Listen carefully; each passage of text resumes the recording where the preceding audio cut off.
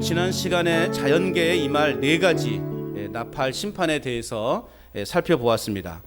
이제 남은 세 가지 심판, 7가지 심판 중에 세 가지 심판이 남아있는데 그 강도 면에서는 더욱 무섭고 준엄한 아마 심판이 이제 예고되고 있습니다.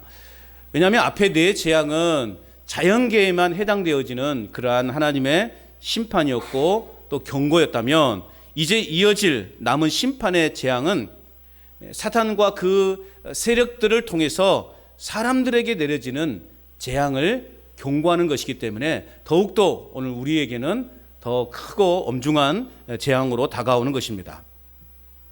여러분, 사탄 마귀는 우리가 생각하는 것 이상으로 힘이 있는 존재입니다.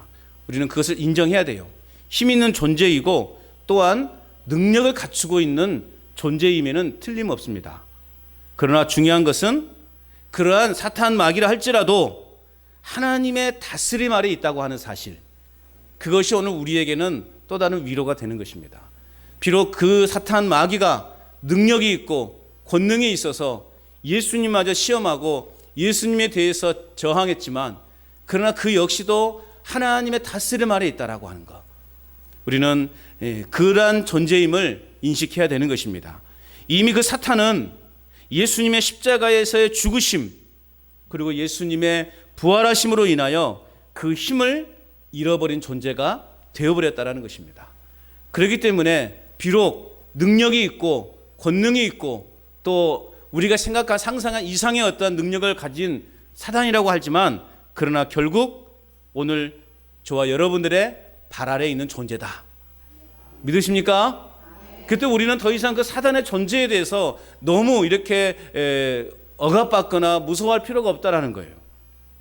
여전히 물론 세상 사람들은 이 사탄 마귀의 시험 속에서 많은 고통을 당하며 살아가고 있어요. 오늘 저와 여러분들도 마찬가지예요.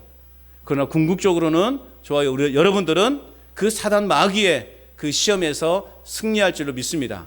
아니, 이미 승리한 삶을 우리는 살고 있는 거예요. 그 때문에 여러분, 사탄 마귀의 그 유혹 앞에 우리가 온전한 믿음을 갖추고 있다면 우리는 결코 그 유혹에 빠져들지 않을 것입니다. 자, 그런 점에서 오늘 본문에 보면, 그런 마음으로 오늘 본문의 또 내용을 우리가 이해하다 보면 우리는 좀 더 쉽게 이해할 수 있을 거예요. 오늘 본문에서 하나님은 이 사탄 마귀를 심판의 도구로 사용하고 계신 것을 볼 수 있어요. 왜냐하면 사탄 그 자체도 하나님의 그러한, 아까도 말씀을 드렸잖아요. 하나님의 그러한 다스림 안에 있다고 그랬죠. 그러니까 하나님은 또 이방의 나라의 왕도 사용하셔서 이스라엘 백성들을 책망하시는 분이셔요. 모두가 다 하나님의 권세 아래 있기 때문에 오늘 본문도 하나님은 이 사탄 마귀를 심판의 도구로 사용하셔서 악인들에게 공의로 심판을 내리신다라고 그렇게 말씀하고 있다라는 것입니다. 자, 결론적으로 주 예수 그리스도께 나오는 자들은 그 심판에서 제외된다. 아멘이십니까? 오늘 저와 여러분들은 결론적으로 말하면 그 심판에서 제외된다는 거예요. 그러나 우리가 기억해야 될 것은 악인들이 당하는 그 고통을 우리 또한 겪는다는 거예요. 전혀 우리 고통이 없다는 것이 아니라 고통을 같이 당한다는 거죠. 그러나 그 기간은 매우 짧다라는 것을 우리에게 보여주고 있어요. 자, 이제 오늘 본문을 통해서 우리는 그 심판의 도구로 사용되어지는 그 사탄의 정체가 무엇일까를 함께 우리가 이제 오늘 말씀을 통해서 함께 살펴보고자 합니다. 심판의 도구로 사용되어지는 이 사탄의 정체는 뭔가? 첫째는 1절에서 3절 말씀을 통해서 보면 심판의 도구로만 사용되어지는 사탄의 정체인 것을 알 수 있습니다. 심판의 뭐다? 도구로만. 다른 것이 아니에요. 심판의 도구로만 사용되어지는, 우리가 생각하는 막 무시무시한 그러한 사탄의 세력이 아니라 심판의 도구로만 사용되어지는 그 정체임을 알 수 있습니다. 자, 다섯째 천사가 나팔을 불 때 오늘 사도 요한은 무엇을 보게 됩니까? 1절 말씀 우리 같이 읽어봅니다. 1절 시작. 다섯째 천사가 나팔을 불매 내가 보니 하늘에서 땅에 떨어진 별 하나가 있는데 그가 무저갱의 열쇠를 받았더라. 자, 다섯째 천사가 나팔을 불었더니 하늘에서 땅에 떨어진 별 하나가 보였다라는 거죠. 그런데 그 별 하나는 뭘 받았다 그래요? 무저경의 열쇠를 받았다. 오늘 그렇게 1절에서 말하고 있습니다. 요한계시록에서의 이 별이라고 하는 것은요, 문맥에 따라서 다양한 해석을 낳을 수 있습니다. 자, 그런 면에서 오늘 본문에서 하늘에서 땅에 떨어진 별이라고 하는 것은 바로 사탄이라고 말할 수 있습니다.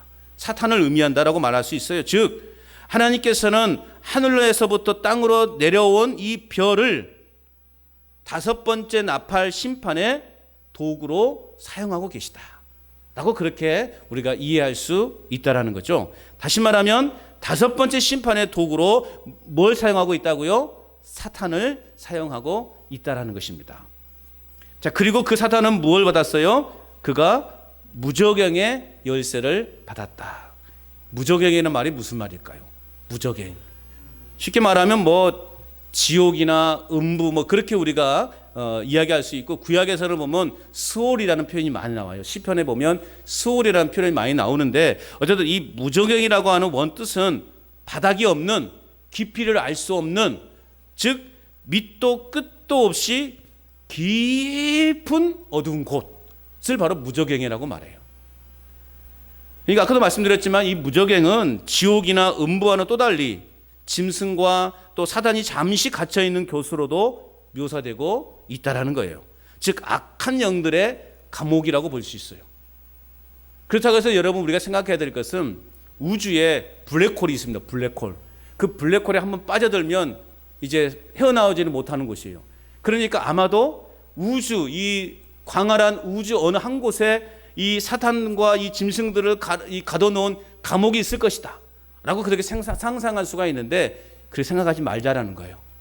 요한계시록은 대부분이 다 뭐로 되어 있다? 좀 어려운 말이죠. 예? 비유, 즉 상징적인 의미로 되어 있다라는 거죠. 상징적인 의미. 비유나 상징적인 의미로 우리가 해석할 수 있어요. 그러니까 실제로 어때 존재하는 공간이 아니라 어떤 상징적인 의미로 지금 하나님께서 이 사도 요한에게 당시 핍박받고 고통받고 있는 그 그리스도인들을 위로하면서, 너희들을 그렇게 핍박하고 너희들을 그렇게 막 죽이고 고통을 주는 그러한 세력들은 이제 종국에는 이렇게 멸망을 당할 것이다. 그러니 너희들이 조금만 더 인내하고 조금 더 믿음으로 버텨라. 그런 위로의 말이 바로 요한계시록이라는 말이죠. 그러니까 요한계시록의 대부분 말은 이런 비유나 상징적인 의미로 우리가 받아들이면 돼요. 그래서 이제 또 너무나 비유적으로만 우리가 보면은 또 이 비유를 내 방식과 내 뜻으로 이렇게 해석을 하다 보니 2단이 나오는 것이고 3단이 나오는 것이고 신천지가 나오는 거예요. 그러니까 비유는 그냥 비유 그 자체로만 우리가 이해하면 되는 겁니다. 그것을 내가 억지로 풀지 말자라는 거예요. 그냥 모르면 모르는 것이 약이요. 예? 모르는 게 뭐라고요? 약이라고요. 모르는 걸 내가 막 그냥 어떻게 이해하고 막 이렇게 할 필요가 없어요. 저도 잘 몰라요. 하나님이 쓰신 이 말을 내가 어떻게 인간이 알겠냐고요. 뭐 이 좋은 책들을 보면 그래요. 물론 요한계시록에 관한 책들이 어마무지하게 많이 나와 있어요. 많은 주석도 있고 막 책들도. 그런데 보면은요 내용이요 달라요. 제가 이제 요한계시록을 보면서도 한 서너 가지 이 주석책을 참고해서 보거든요. 그러면 이 해석이 각각마다 조금씩 달라요. 그러니까 어떤 관점에서 이것을 보느냐에 따라서 해석하는 부분이 다르다는 거죠. 그럼 제가 어떤 것을 따르겠냐고요. 그러니 그냥 성경에 있는 대로만 이해하자. 그래서 그것도 물론 본인들도 어떤 영감을 받아서 쓰는 거지만 그게 또 다 맞는다고 보장할 수 없는 거죠. 그렇기 때문에 여러분 모르는 것이 뭐다? 약이다. 그래요. 차라리 모르는 게 나은 거예요. 이게 조금 안다고 그냥 그랬다가는 그게 잘못 해석이 되고 잘못 가르치다 보면 그게 3단이 되고 2단이 되는 거죠. 그래서 사실은 이 요한계시록을 여러분들에게 말씀을 드리면서 조심스러운 거예요. 혹시 여러분들이 내가 또 잘못 또 말씀을 드려서 잘못 이해하는 것이 아닐까. 그래서는 억지로 해석하기보다는 그냥 본문에 충실해서 여러분들에게 말씀드리려고 하는 거예요. 그러니 그냥 그러려니 하고 받아들이시면 돼요. 어렵지 않죠? 대답이 없네. 어려운가 보네. 뭐 성경이 쉬운 건 아니죠. 성경이 어려운 건 마찬가지죠. 여하튼 이 무저경이라고 하는 그 의미 자체를 어떠한 그냥 현재 어떤 현존하는 어떤 그런 공간으로 보는 것이 아니라 어떤 감옥같이 그렇게 어떤 우주의 어떤 공간이 있을 것이다, 그렇게 생각하지 마시고 상징적인 의미라는 것을 우리는 먼저 깔고 우리는 이해를 해야 되는 것입니다. 자, 그래서 하늘에서 떨어진 별이 무저갱의 열쇠를 받았다라고 하는 이 표현 속에는 무저갱이 문자적 장소를 지칭하든 조금 전에 말씀드렸던 것처럼 어떤 상징적 장소를 지칭하든 사단이 갇혀있는 상태에서 이제 벗어나서 자유롭게 활동할 수 있도록 풀려났다라는 것을 상징하는 거죠. 열쇠를 가졌기 때문에. 즉 이것은 무슨 말이냐, 이제 말세 때에, 말세 어느 때 사탄이 마음껏 돌아다니면서 온갖 악행을 자행할 수 있게 된다라고 하는 의미예요. 이 말세지 말에는 별의별 일들이 다 일어나죠. 지금 보세요, 여러분, 우리 사회에 일어나는 일들을 보세요. 무서워서 밖에 나갈 수가 있습니까? 나갈 수도 없어요. 멀쩡하게 길 가다가 그냥 봉변을 당하기도 하고, 이런 시대를 우리 지금 살고 있어요. 마약이라든지 또 어떤 타락이라든가 이런 것들이 너무 정신없이 이루어지고 있어요. 이런 걸 볼 때, 야, 이제 주님 오실 날이 얼마 남지 않았구나. 결국 사단의 역할은 뭐냐? 파괴하는 것이고 분열시키는 것이고요, 나누는 것이에요. 사회를 파괴시키고 있어요. 이런 시대를 지금 우리는 살고 있다. 사회 어느 곳이라도 안전한 곳이 없는, 심지어 우리의 가정마저도 안전을 보장받기 힘든 그런 시대를 우리는 지금 살고 있다는 말이죠. 그러고 보면 이제 주님 오실 날이 얼마 남지 않았구나. 우리는 그렇게 지금 이 사회에 현재 일어나는 것들을 통해서 받아들일 수 있는 거죠. 그러나 그 별이 하나님에게서 열쇠를 받았잖아요. 오늘 누구에게 받았다라 말은 없지만 그 무저갱의 열쇠를 받았는데 누구에게 받았겠어요? 하나님께로부터 받았겠죠. 그러니 이 사단이 아무리 이 땅에서 마음껏 활기를 치고 다니고 온갖 짓을 다 한다 할지라도 누구의 다스림 아래 있다고요? 하나님의 다스림 아래 있다는 것이죠. 그렇기 때문에 철저하게 하나님의 허락하에서만 이루어진다라고 하는 것을 우리는 기억해야 되는 거예요. 여러분, 하나님이 사단에게 욥에 대해서 네 마음대로 하라고 그랬어요. 그러나 무엇만큼은, 최종적으로 생명만큼은 건들지 말라고 그랬어요. 그러니까 온갖 것을 다 퍼붓잖아요, 욥에게. 그러나 그 생명만큼은 해하지 않은 것이죠. 오늘 마찬가지입니다. 오늘 사단이 아무리 지네들이 가진 힘과 능력과 권세를 가지고 이 땅을 휘젓고 다닌다 할지라도 예수 그리스도를 믿는 저와 여러분들만큼은 건들지 못한다는 거. 왜요? 그들은 이미 우리의 발 아래 놓인 존재들이기 때문에. 그 존재는 우리를 감히 얼굴을 쳐다볼 수 없는 존재예요. 할렐루야. 그래도 여러분, 우리는 아무것도 염려할 것 없다. 아무리 그래 판치고 다녀봐라, 우리에게는 아무런 해당이 없다. 이러한 믿음으로 우리는 살아가야 되는 것입니다. 결국 왕같이 흉내를 내면서 세상을 다스릴 것처럼 보이지만 결국 사단이 하나님의 통제에서 벗어나서 영원토록 마음대로 왕노릇하거나 온 세상을 미혹시키는 일은 더 이상 없을 것이다 라는 것을 오늘 우리에게 말씀해 주고 있다는 것입니다. 이게 타락한 또 이 사탄의 정체인 거예요. 자, 2절 또 읽어보겠습니다. 2절 시작. 그가 무저갱을 여니 그 구멍에서 큰 화덕에 연기 같은 연기가 올라오매 해와 공기와 그 구멍의 연기로 말미암아 어두워지며, 그리고 3절 시작. 또 황충이 연기 가운데로부터 땅 위에 나오매 그들이 땅에 있는 정갈의 권세와 같은 권세를 받았더라. 오늘 말씀에 보면 황충이라는 곤충이 나와요. 황충은 쉽게 말하면 여러분 메뚜기를 생각하시면 돼요. 성경에서 이 황충은 종종 엄청나고 처참한 재앙을 가져다주는 하나님의 심판의 도구로 묘사되고 있습니다. 즉 파괴와 신적 심판의 상징으로 사용되고 있다는 것입니다.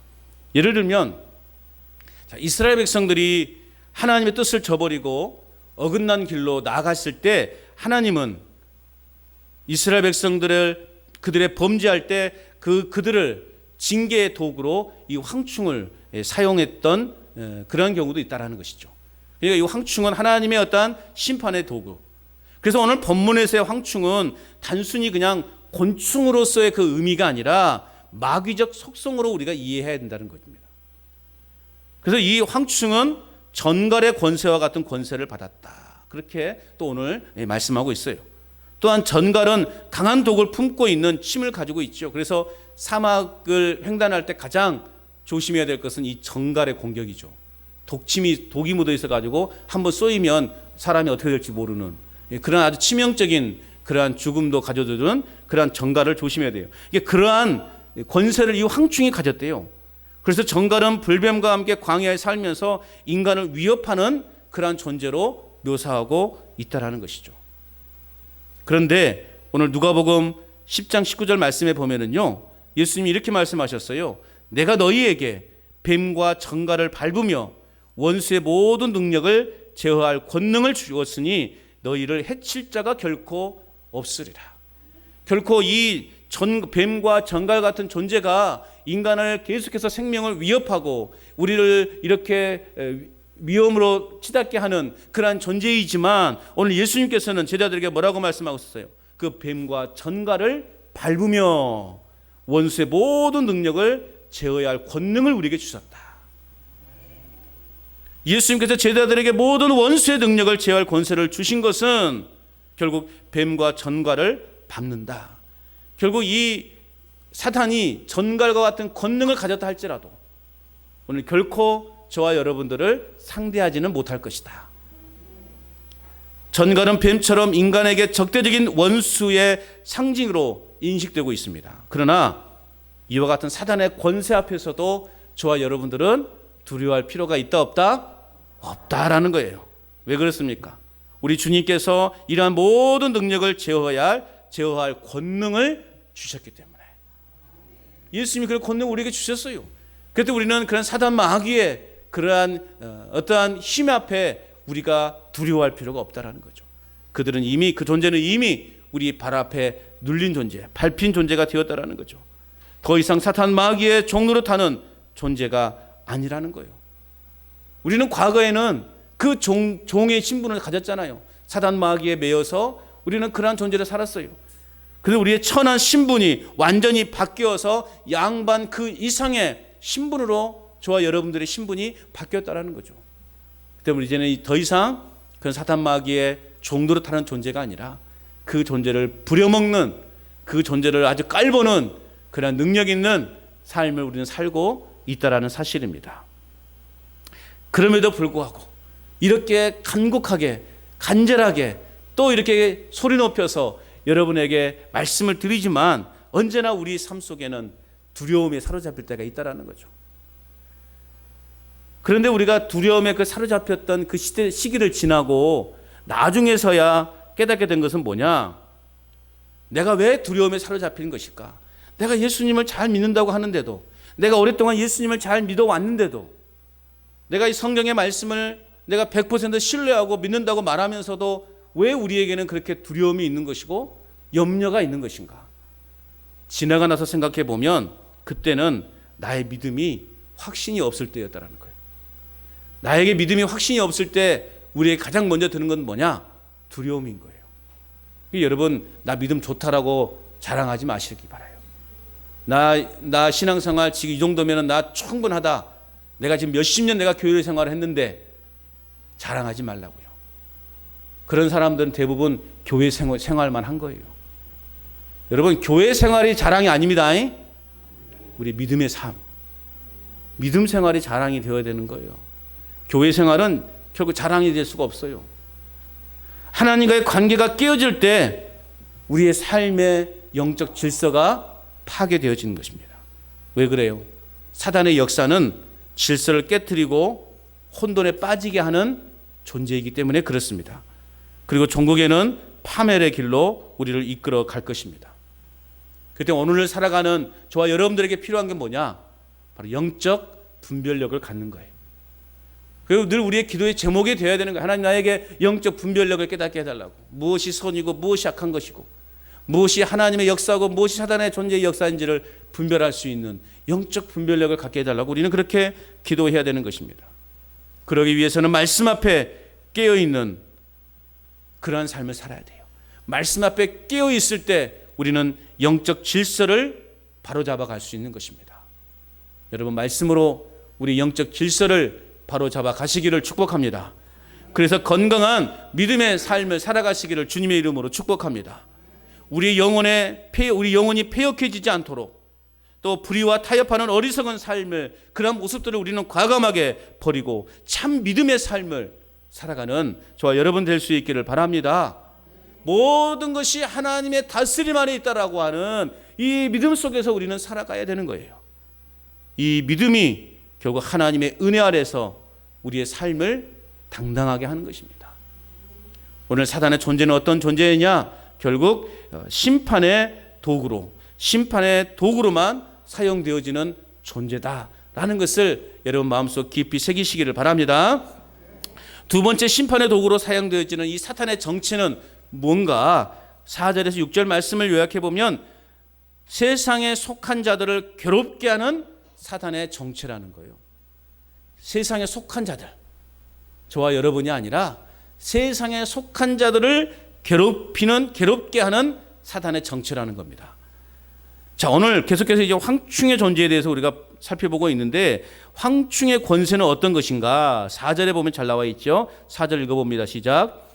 그들에게 이르시되 땅의 풀이나 푸른 것이나 각종 수목은 해하지 말고 오직 이마에 하나님의 인침을 받지 아니한 사람들만 해하라 하시더라. 여러분, 본래 황충은요, 메뚜기는 곡식이나 초목을 먹어 치우는 곤충이죠. 그것들은 하늘을 온통 덮을 정도로 떼져 다니기 때문에 그러한 존재들이 한번 휙 지나가면 어떻게 됩니까? 그 들녘이 초토화가 되어버려요.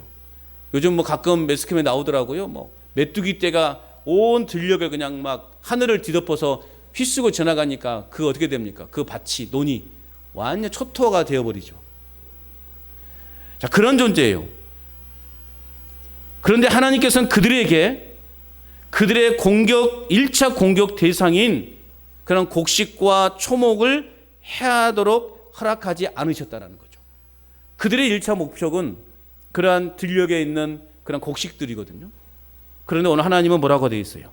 그러한 풀이나 푸른 것이나 각종 수목은 해하지 말라. 이는 곧 이 재앙이, 지금 벌어지고 있는 이 재앙이 자연계에 닥치는 재앙이 아니라 이제는 인간들에게 직접적으로 닥치는 재앙이라는 것을 보여주고 있다는 거죠. 그러니 이 심판 재앙이 더 우리를 두렵게 하는 것입니다. 하나님은 황충의 표적 대상을, 그래서 오늘 어디를 대고 있습니까? 오늘 말씀해 보니까 이마에 하나님의 인침을 받지 아니한 사람들, 수목이 아니라, 각종 수목이 아니라, 푸른 것이나 풀이 아니라 하나님은 인침을 받지 않은, 이마에 하나님의 인침을 받지 않은 사람들을 공격 대상으로 하라, 그렇게 명령하고 있다라는 거죠. 자, 하나님의 인침을 받지 않는 사람들은 어떤 사람들이에요? 그렇죠. 예수 그리스도를 믿지 않는 불신자들을 말하는 거예요. 즉, 구원의 복음을 듣고 약속의 성령으로 하나님의 인을 맡는 그리스도인은, 저와 여러분들은 오늘 이 다섯 번째 나팔의 황충 심판을 피하게 되지만, 그렇지 못한 자들은 황충으로 인한 심판을 당하게 될 것이다. 그래서 우리의 인생이 초토화되어 버릴 것이다. 하나님을 믿지 않는 그 불신자들의 인생은 초토화되어 버릴 것이다. 고통 가운데 빠져들게 될 것이다 말씀하고 있습니다. 악인들을 괴롭게 하도록 권세받은 사단은 전갈이 사람을 쏘아 괴롭히는 것처럼 사람들을 괴롭힐 거라는 거예요. 우리 역시도 그 괴롭힘을 당할 수 있습니다. 우리가 그 괴롭힘을 당하지 않을 거라는 보장이 아니라 그 괴롭힘 가운데 우리도 함께 처하게 될 거라는 거죠. 그런데도 중요한 것은 뭐냐? 사단이 사람들을 괴롭히거나 해할 수 있지만 오직 하나님께서 허용하신 그 범위 안에서만. 오늘 이것이 우리에게 큰 위로가 되고 은혜가 되는 것입니다. 이러한 황충의 공격이 아무리 거센다 할지라도 하나님이 정해놓으신 그 범위 안에서만, 즉 그 이마에 인침을 받지 못한 사람, 예수 그리스도를 믿지 않는 불신자들에게만 고통이 더 가중될 거라는 것입니다. 하나님은 당신의 백성들을 순금같이 연단하시기 위해서 환난을 겪도록 하셔요. 이거 오늘 저와 여러분들도요, 똑같이 환난을 당합니다. 고통을 당해요. 그런데 여러분, 우리가 고통을 당해도 끝이 있다고 믿기 때문에 위로가 되는 거예요. 군 생활이 아무리 힘들어도 국방부 시계는 거꾸로 매달아도 어떤다? 간다. 돌아간다. 그렇기 때문에 여러분, 뭐 지금이야 군 생활이 뭐 죄송한 말씀이지만 군 생활도 아닌 것 같죠. 그런데 뭐 저도 뭐 옛날에 했던 분들과 비교하면 뭐 저도 참 그나마 편하게 군 생활을 했지만 어쨌든 군대는요 어떤 특징이 있냐면 그건 옛날이나 지금이나 변화 없는 것 같아요. 군대의 특징 3가지가 있어요. 뭐냐? 먹어도 배고프고, 자도 졸립고, 입어도 춥고. 어떻게 아셔요? 군대를 갔다 오셨나 보네. 이 군대의 특징이에요. 이건 예나 지금이나 똑같은 것 같아요. 왜 이렇게 배가 고픕니까? 배고프고 또 그냥 틈만 나면 졸아요. 그냥 어떤 상황에서도 존다. 이건 투철한 군인 정신이요. 막 떼약볕이 내려쬐는 그 상황에서도 졸아. 심지어는 걸어가면서도 졸아요. 아, 이게 군대예요. 왜 이렇게 추워요? 추워요. 이런 날씨 오늘 시원하잖아요. 추워요, 군대는. 따뜻한 게 생각나고 그런데요. 그럼에도 불구하고 춥고 배고프고 졸린 것을 이겨낼 수 있는 힘은 무엇입니까? 제대 날짜가 다가온다는 것을 알기 때문에. 그렇기 때문에 비록 그 당시는 힘들고 그 당시는 어렵지만 고달프지만 끝이, 이 군대의 끝이라는 것이 보이기 때문에 견뎌내는 거예요. 그런데 그런 소망이 없는 자들은 어떻게 해요? 그 괴로움 속에 있는 거예요. 오늘 우리가 이 땅에서 당하는 고난, 이 땅에서 겪는 그런 모든 환난의 끝은 있다 없다? 있다. 똑같이 우리도 불신자들과 함께 고난을 당하여 황충의 그 공격을 받아요. 그 괴로움을 겪어요. 또 피 흘리는 그 고통을 겪기도 합니다. 그러나 우리에게는 끝이 있다. 그렇기 때문에 우리는 웃으면서 그 고통을 당할 수 있는 것입니다. 결코 환난에 굴복하도록 우리 하나님은 우리를 내버려 두지 않으시기 때문에 오늘 우리에게 위로가 되기를 축복합니다. 그래서 고린도전서 10장 13절 말씀해 보면 사람이 감당할 시험밖에는 너희가 당할 것이 없나니 오직 하나님은 미쁘사 너희가 감당하지 못할 시험 당함을 허락하지 아니하시고 시험 당할 즈음에 또한 피할 길을 내사 너희로 능히 감당하게 하시느니라. 우리에게 시험을 주시지만 하나님은 우리에게 능히 감당할 수 있는 그러한 능력을 우리에게 주신다는 겁니다. 그러므로 우리가 비록 육신적인 환난에 처할지라도 우리는 두려워할 것이 아니라 영생의 소망을 소망하는 중에 끝까지 믿음의 인내로 승리하시기를 축복합니다.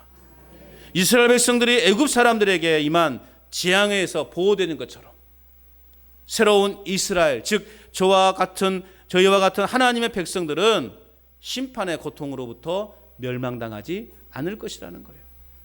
엄청난 하나님의 심판이 애굽 땅에 임했잖아요. 10가지의 그 재앙이 임했잖아요.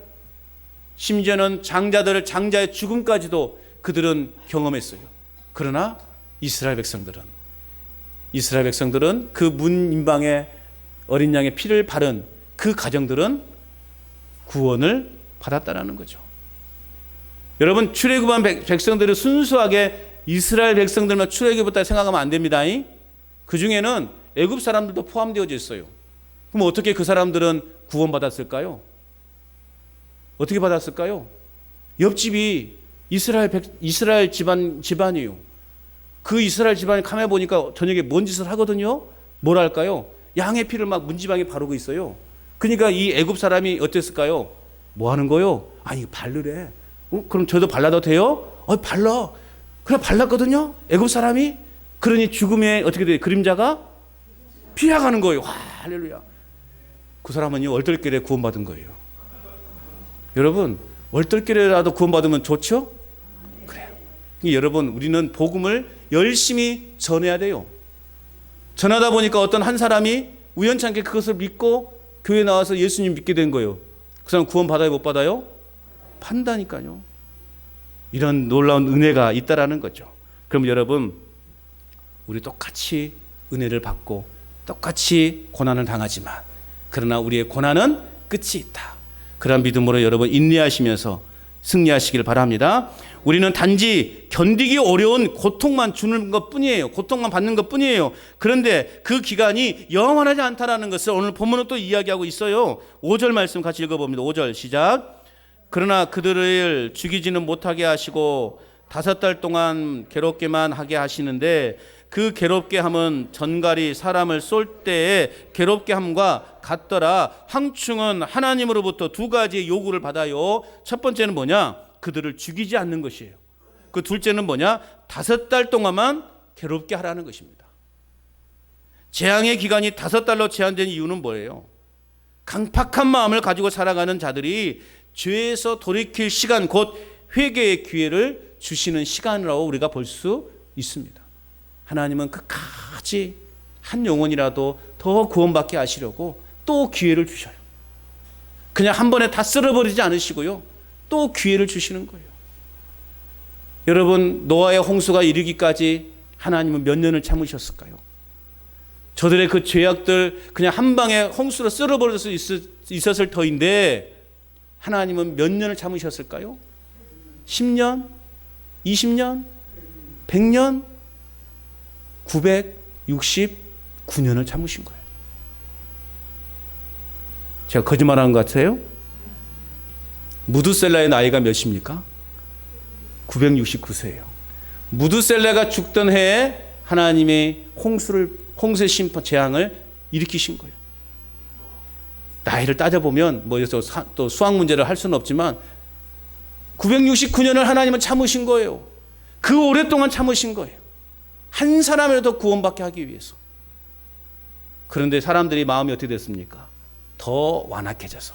이게 마지막 때의 모습인 거예요. 사람들은요, 마지막 때 더 완악해집니다. 지난주도 말씀드렸지만 하나님께서 10가지 재앙을 애굽에 내리실 때 바로의 마음이 어떻게 됐어요? 어떻게 됐다고 말씀을 드렸어요? 더 완악해졌다고 말씀을 드렸어요. 하나님은 그게 인간의 이 땅의 마지막 말세지말에 다가오면 사람들이 더 완악해집니다. 그래서 그 심판을 피하지 못하도록 하는 거예요. 그러나 어쨌든 하나님은 한 사람이라도 더 구원받게 하기 위해서, 심판을 피하게 하시기 위해서 기다리시고 또 한 번의 기회를 주시는 그러한 분이라는 것입니다.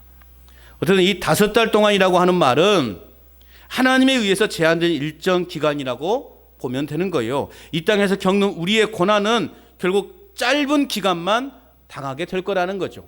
우리도 그러한 똑같이 불신자들과 함께 고난의 시간을 보내지만 그 기간이 어떻다? 짧다라는 거예요. 영원하지 않다라는 거예요. 6절 말씀 보겠습니다. 6절 읽어보시죠. 시작. 그날에는 사람들이 죽기를 구하여도 죽지 못하고 죽고 싶으나 죽음이 그들을 피하리로다. 자, 3절에 보니까 무저갱에서 올라온 연기에서 나온 황충이 어떻게 했어요? 하나님의 인침을 받지 아니한 자들을 괴롭혔어요. 괴롭게 했어요. 고통을 주었어요. 그러자 그들이 어떻게 되고 있다고요? 그들이 죽고자 했어요. 그런데 그만큼 이 고통, 그들이 받은 고통이 죽음보다 더 고통스러운 것이었음을 짐작할 수 있어요. 우리가 그냥 막 마음이 괴롭고 몸이 아프면 어떻게 해요?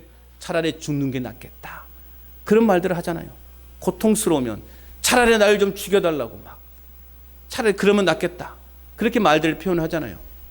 오늘 마찬가지, 하나님의 인침을 받지 아니한 자들을 이 황충이, 사단이 괴롭히자 그들은 죽고자 했던 거예요. 죽을 만큼 그들은 지금 괴로움 가운데 있다라는 거죠. 이게 바로 지옥의 참혹한 모습을 보여주고 있는 것입니다. 그런데도 죽음보다 더 고통스러운 것은 뭐냐? 죽음보다 더 고통스러운 것은 뭘까요? 그래요. 죽고 싶어도 죽을 수 없는 것. 이게 더 우리를 괴롭게 하는 거예요. 바로 지옥의 고통이 그러한 것이다. 너무 고통스러워서 차라리 그냥 죽어버리는 게 낫겠다 싶은데 지옥은 죽을 수 있어요, 없어요? 없다니까요. 여러분, 우리가 이 땅에서의 죽음이, 육신의 죽으면 딱 끝나는 걸 줄 알지만 아니에요. 영원한 세계가 우리를 기다리고 있어요. 그 영원한 세계는 두 갈래예요. 두 갈래로 나눠진다는 거죠. 천국에서의 영원한 삶, 지옥에서의 영원한 삶이에요. 여러분은 어디서 영원히 사시겠습니까? 진짜요? 그럼 믿음 생활 제대로 하십시오. 왜 아멘으로 적어줘요 갑자기? 천국에서는 살고 싶은데 이 땅에서는 내가 좀 마음껏 그냥 내 마음대로 살고 싶은 겁니까? 예? 믿음 생활 제대로 합시다. 제대로 하셔야 됩니다. 그래야 천국에서 영원히 살 수 있는 거예요. 지옥에서는요 그냥 얼마나 고통. 보세요 여러분, 어떤 곳인지를 모르겠어요. 지옥에서 어떤 데는 막 불구덩이 속에서 막 이렇게 영원히, 어떤 데는 막 TV에 보면 막 이상하잖아요. 막 이상한. 그런데 저는 모르겠어요. 어떤 곳인지는 모르겠지만, 그러나 오늘 이 단어, 이 구절 한 구절만 보면 지옥이 어떤 곳인지를 우리는 짐작할 수 있는 거죠. 죽고 싶어도 죽지 못하는 곳. 죽고 싶어도 죽지 못하는 곳이 지옥이라는 거예요. 그 고통스러운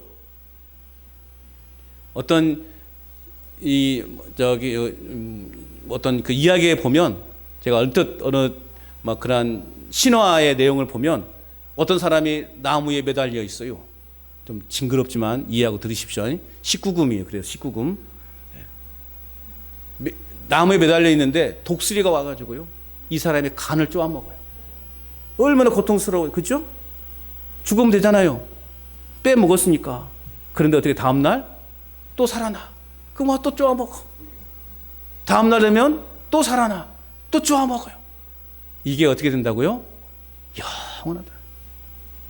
여러분 이 괴로움을 소망하시겠습니까? 이 괴로운 삶을 소망하시겠냐고요? 이게 지옥이라는 거죠. 오늘 말씀해 보세요. 그들은 죽고자 했어요. 얼마나 고통스러우면 그들은 죽고자 했어요. 그런데 어떻게 돼요? 죽을 수가 없어요. 죽고자 했으나 죽을 수 없는 곳이에요. 지옥의 고통이 바로 이러한 것임을 여러분 기억하시길 바랍니다. 구체적으로 지옥이 어떤 곳인지는 모르겠어요. 어떻게 생겼는지. 그러나 오늘 이 말씀을 보면 지옥이 얼마나 고통스러운 곳인지를 우리는 짐작할 수 있어요. 사람이 얼마나 고통스러우면 차라리 죽는 게 낫겠다, 그렇게 말할 정도. 그런데 죽을 수 있다 없다? 없는 곳이 지옥이라는 것입니다. 이런 사람들이 어떤 사람들입니까? 어떤 사람들이 이러한 곳에서 이런 고통을 겪어요? 하나님을 모르는 인간들이, 하나님께서 그렇게 인내하시면서 그리스도를 믿을 기회를 주셨지만 하나님이 어디 있느냐 라면서 하나님을 거부하면서 예수 그리스도를 믿지 않고 사단의 종노릇 했던 자들이 가는 곳이 바로 그곳이라는 겁니다. 그런데 결국 그들은 자신들이 따르던 그 사단으로 인해 죽음보다 더한 고통과 괴로움을 받게 되는 사실을 우리에게 명확하게 보여주고 있어요. 사단의 종노릇하며 이 땅에 살아갈 때는 너무나 즐거웠어요. 너무나 기뻤어요. 세상을 다 얻은 것처럼 그런 삶을 살았어요. 그런데 그 인생의 정말은 뭡니까? 죽고 싶어도 죽을 수 없는, 영원히 고통받는 그곳에서의 인생이라는 거예요. 여러분, 우리의 인생이 얼마나 깁니까? 길지 않죠? 여러분, 지나온 시간들 보세요. 지금 훅 하고 와버렸죠? 그래도 말해요. 내 마음은 아직도 20대라고. 그건 여러분의 마음이죠. 내 육신은 이미 이제 육신은 이미 다 진이 말라가고 그날에 가까워지는 삶을 살고 있는데, 여러 젊은 사람들이요, 교만하지 맙시다. 내가 젊다고 생각하신 분들 교만하지 마십시오. 왜 아멘 안 해서? 우리 교회는 70은 아직 젊은 사람이라니까요. 우리 교회는 아직 70은 젊은 사람이에요. 교만하지 마세요.